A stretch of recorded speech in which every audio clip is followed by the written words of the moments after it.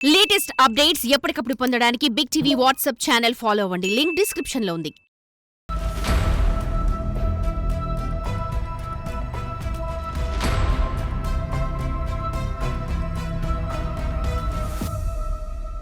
అదో ప్రభుత్వ junior college.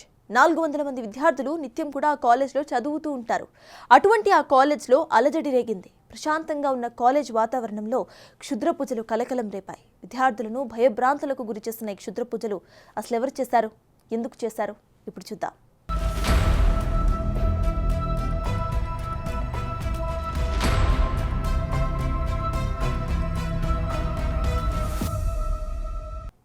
Yadadri Bhuvanagiri జిల్లా మోత్కూరులోని ప్రభుత్వ జూనియర్ కాలేజ్ ఆవరణలో క్షుద్ర పూజల ఆనవాళ్లు అలజడి రేపాయి. కాలేజీ ప్రధాన గేటు వద్ద నిమ్మకాయలు, కోడితలలు, పసుపు, కుంకుమ, మిరపకాయలు తదితర క్షుద్ర పూజలకు సంబంధించిన వస్తువులతో క్షుద్ర పూజలు చేసిన ఆనవాళ్లు కనిపించాయి. ఈ ప్రభుత్వ జూనియర్ కాలేజీకి పరిసర గ్రామాల నుంచి 400 మంది విద్యార్థులు ఇంటర్మీడియట్ చదువుకోవడానికి వస్తూ ఉంటారు. కాలేజ్ ప్రధాన ద్వారం గుండా లోపలికి వస్తున్న దారిలో క్షుద్ర పూజల ఆనవాళ్లు కనిపించాయి స్టూడెంట్స్కి.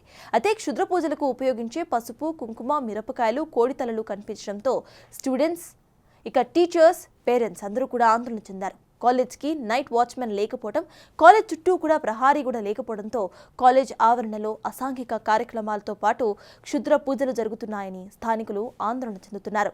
క్షుద్ర పూజల దృశ్యాలు చూసి కాలేజ్ యాజమాన్యం పోలీసులకు సమాచారం అందించారు. వీటిని పరిశీలించిన స్థానిక పోలీసులు మాత్రం ఆకతాయికులు చేసిన పనిగా కొట్టిపారేశారు. కానీ విద్యార్థులతో పాటు స్థానికులు మాత్రం భయాందోళనకు గురవుతున్నారు. కాలేజ్కి పూర్తి స్థాయిలో ప్రహారీ గోడ నిర్మించి అసాంఘిక కార్యకలాపాలకు అడ్డుకట్టు వేయాలని కోరుతున్నారు వారు.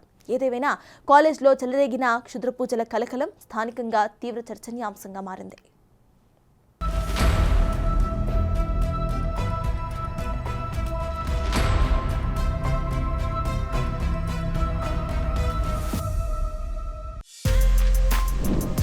For more videos like this, subscribe Big TV channel.